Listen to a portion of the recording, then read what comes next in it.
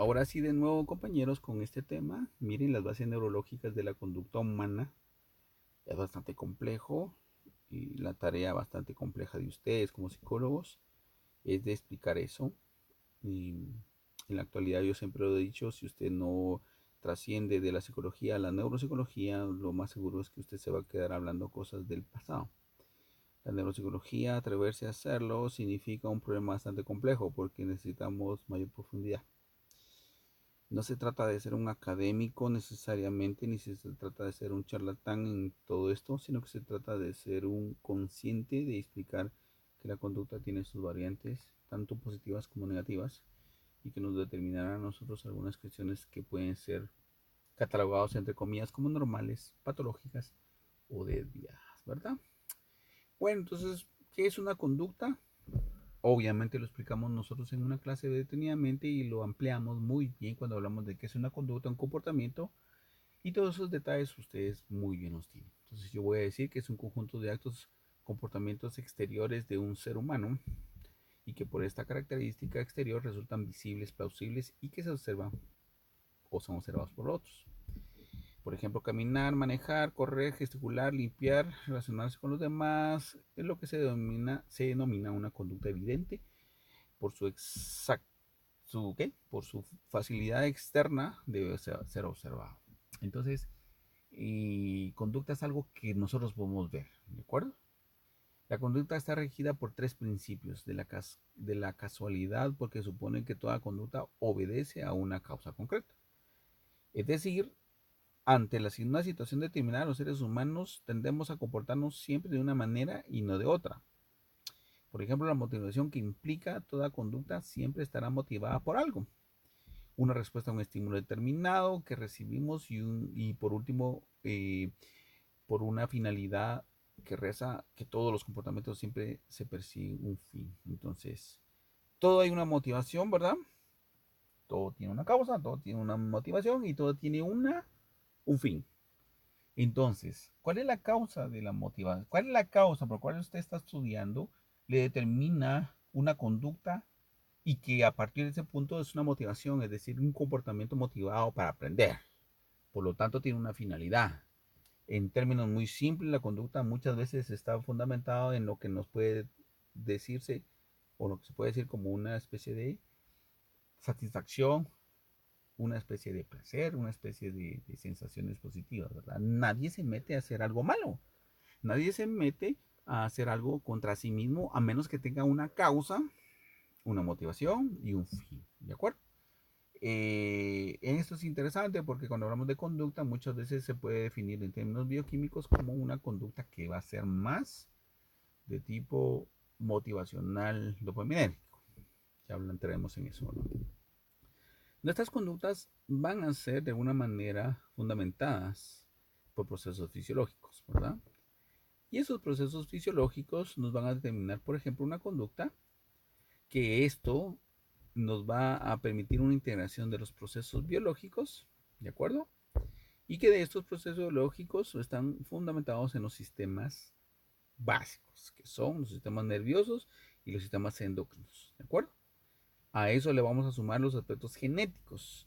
Usted tiene una anatomía del sistema nervioso y tiene un conjunto de glándulas que van a determinar su conducta, pero que están influenciadas precisamente por el aspecto genético. ¿De acuerdo? Vemos, por ejemplo, un modelo de input y output que también lo hablamos en clase.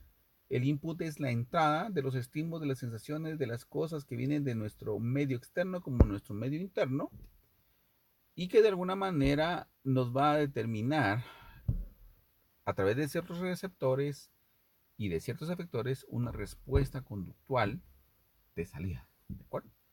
Entonces es sensación en verde, organismo que se llama procesamiento y output que correspondería a lo que es la salida, es decir, la respuesta motora, que debe de retroalimentarse constantemente, ¿verdad? Haciendo un proceso bastante interesante para aprender o no este, estas respuestas. Por ejemplo, entonces aquí vamos nosotros los niveles de entrada y salida, ¿ok? Entrada, integración y lo hemos platicado en clase, por favor.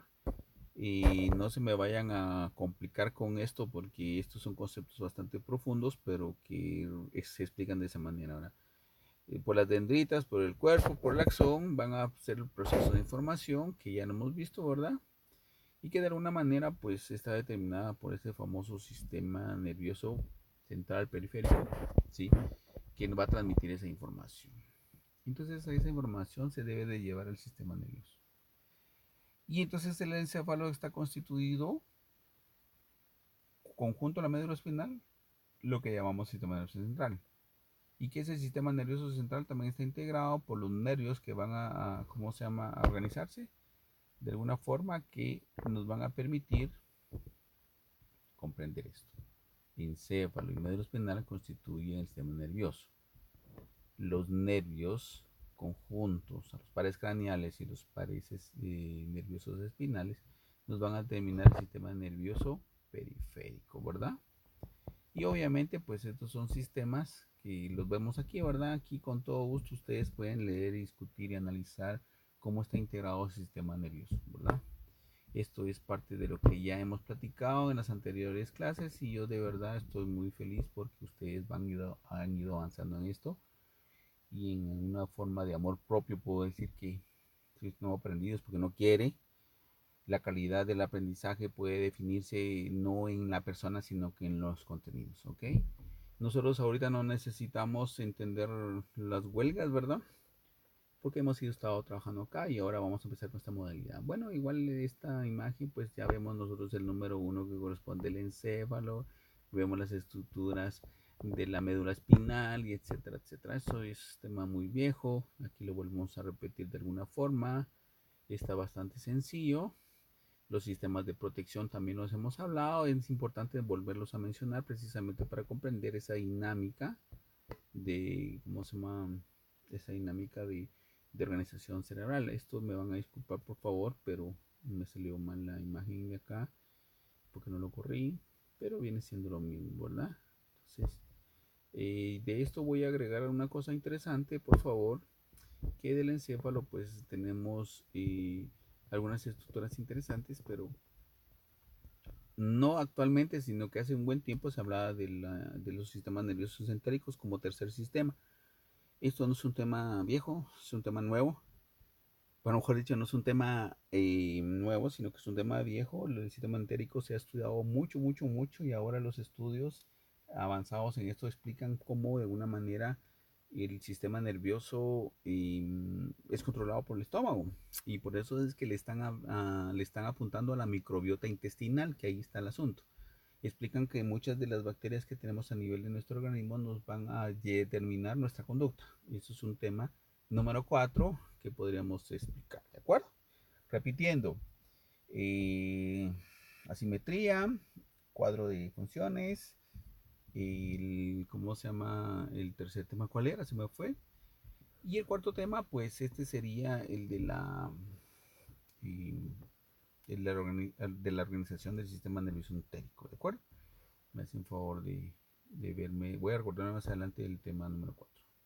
Bueno, del cerebro hemos hablado mucho. Ahí vemos nosotros una organización interesante en donde vemos algunas estructuras un poquito ya más complejas, como por ejemplo empezamos a ver estas estructuras que están acá, que nos determinan el movimiento de la escritura, las áreas premotoras, el control del lenguaje llamado área de Broca, versus el área de lenguaje que es sensorial que anda por acá, que se llama Wernicke, ¿verdad? Aquí tenemos el área de comprensión de las palabras, aquí tenemos el área visual, aquí ya está empleándose un poquito más sobre la conducta, ¿verdad? Y pues obviamente eso ya lo hemos visto, vemos ahí los hemisferios derechos, izquierdos, eh, algunas regiones importantes cuyas funciones deben de analizarse detenidamente. Y el cerebro, en pocas palabras, nos va a determinar a nosotros procesos de aprendizaje, procesos de cognición, de emoción, memoria. ¿De acuerdo? La corteza cerebral, como hemos visto, tiene muchas funciones, pero permite a nosotros que nuestro cuerpo tenga una organización tan positiva o tan especial, perdón, que de alguna manera podamos integrar todos los aspectos de nuestros procesos cerebrales, desde la numeración, desde la lógica, desde el movimiento, de los escritos, de lo hablado. ¿De acuerdo?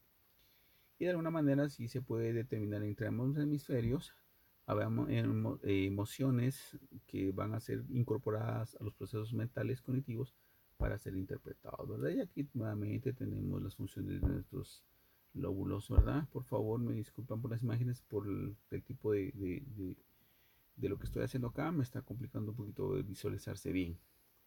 Bueno, el sistema nervioso autónomo, que lo comprende simpático parasimpático, este es un sistema bastante complejo que tenemos que ir analizando. Por favor, sí quisiera que de alguna manera le den un buen tiempo al sistema nervioso autónomo, ¿verdad? Porque esto no solo es tan complejo, sino que es contradictorio, es decir, a veces trabaja sobre aspectos que activan o inactivan, o activan e inactivan, que son sistemas que son contradictorios.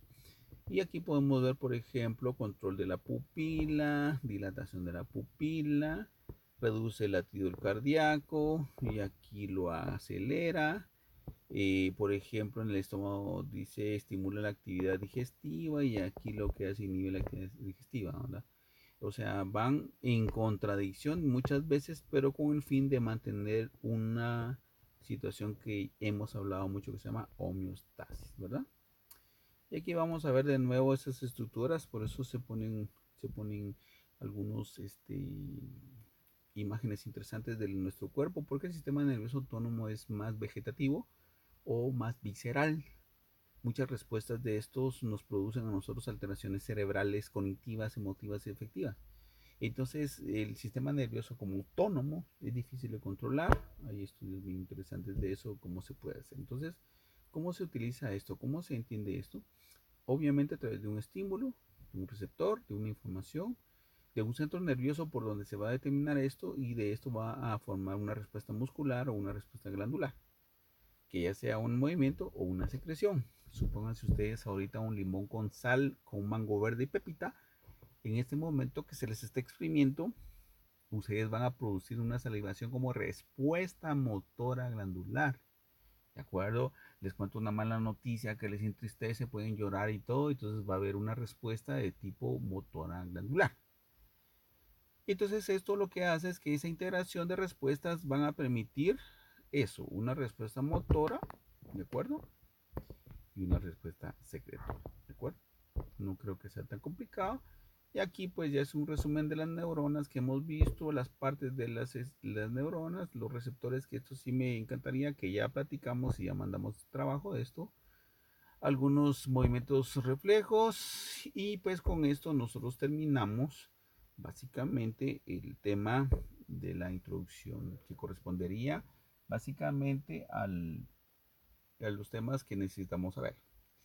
Como ya les subí la clase 2, espero que ustedes ya lo han leído, que lo lean, lo revisen y mañana continuaremos con esto que se llama las áreas de Brodmann. Las áreas de Brodmann vienen siendo más o menos lo mismo, pero por favor es una retroalimentación de muchas cosas. Si ustedes tienen alguna duda, con todo gusto, vamos a buscar un mecanismo, por favor, se lo suplico, un mecanismo de eh, preguntas y respuestas. Q&As, que no van a ser por WhatsApp, no van a ser por Facebook, no van a ser por Classroom, sino que vamos a dar una sesión específica de preguntas y respuestas. Entonces yo me voy a conectar, ya sea por Team, ya sea por Zoom, eh, perdón, no es Team, es Meet, ya lo probé y entonces podemos por ver o un Facebook Live. Yo les voy a indicar en qué momento, por favor, o ustedes con sus compañeros se organizan para el tiempo. Generalmente vamos a hacer el horario de clase. A partir de la siguiente semana podemos estar con esto conectados, independientemente si hay clase o no hay clase, independientemente si abren o no abren, pues nosotros continuamos avanzando. Les voy a subir ya el libro, les voy a subir también el programa académico y la organización en fechas y tiempos para que ustedes tengan la claridad. Yo espero que a partir de mañana yo ya termine con ustedes sobre todo la introducción básica y a partir de la siguiente semana nosotros empecemos a hablar ya de la conducta basados en el documento o libro que les voy a mandar. Yo les agradezco mucho, por favor, si tienen alguna duda, con todo gusto, yo les voy a indicar, anótenlas y les voy a indicar un en vivo para que podamos trabajar con esto. Muchas gracias.